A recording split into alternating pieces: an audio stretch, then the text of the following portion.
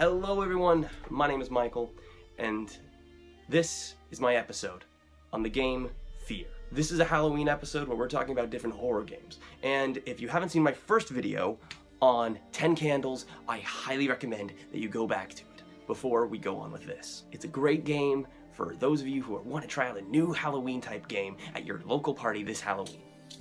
So, without further ado, let's get started talking about Fear. Fear is a completely narrative-based game.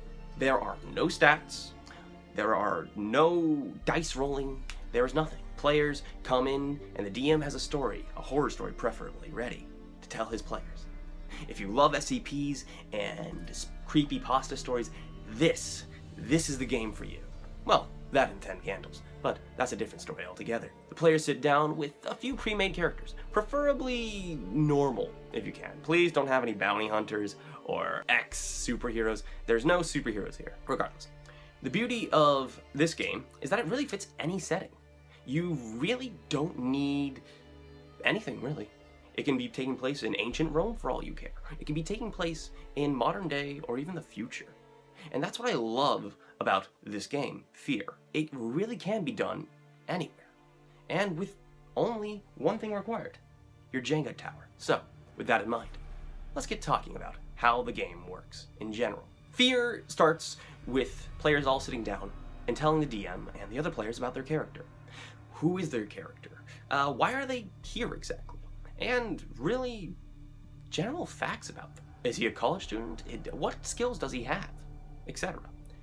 Now, if the DM could help it, he will at least give the players some idea of what era the game is taking place in, so they can make a character accordingly to, well, their game. But with that in mind, the story begins, and as the players step in, the DM will start giving the players challenges, and the players will try to figure out a way around it. For example, if they come across a barbed wire fence, and they decide to, try and use their blankets to try and cover the top of it so they can climb over the fence, the DM will say, instead of to make a roll for that, he will tell them, take a pull from the tower. I'm not too good at Jenga, so the player will take a pull from the tower, placing it on top. As the story goes on, more supernatural and strange elements. They may come across a serial killer legend or other strange things about this world.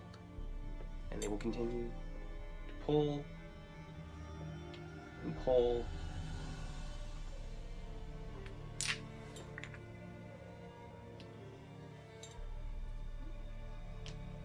and pull.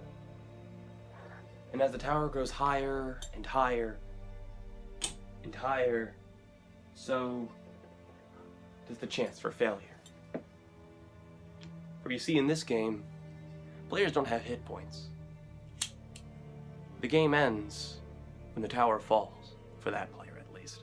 When the tower falls, that player is dead, no matter what they were doing. Whether it was reading a strange, eldritch book, or trying to fix a pipe that just so happens to explode in their face. When that tower falls, the player dies. The game continues and continues until that final moment when the tower falls.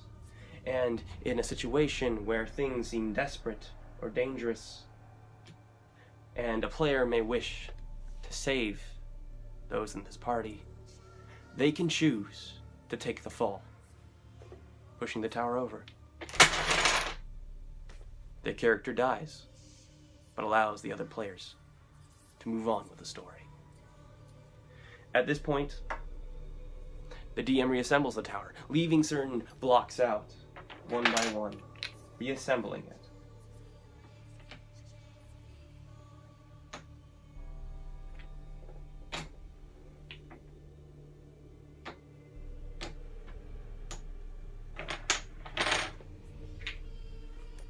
The game continues. How you want to end your story is up to you. I've met some DMs that like to kill off the entire party with this story, but more often than not what happens is that the players mostly die, leaving only a handful of survivors, like any good horror movie or any good story of fear. But that's up to you. There is hope in Fear, unlike in 10 Candles. Hope to make it through this, but in the end, you must ask yourself, was it worth it? My name's been Michael. Thanks for listening in, and I wish you a happy Halloween. Have a good day.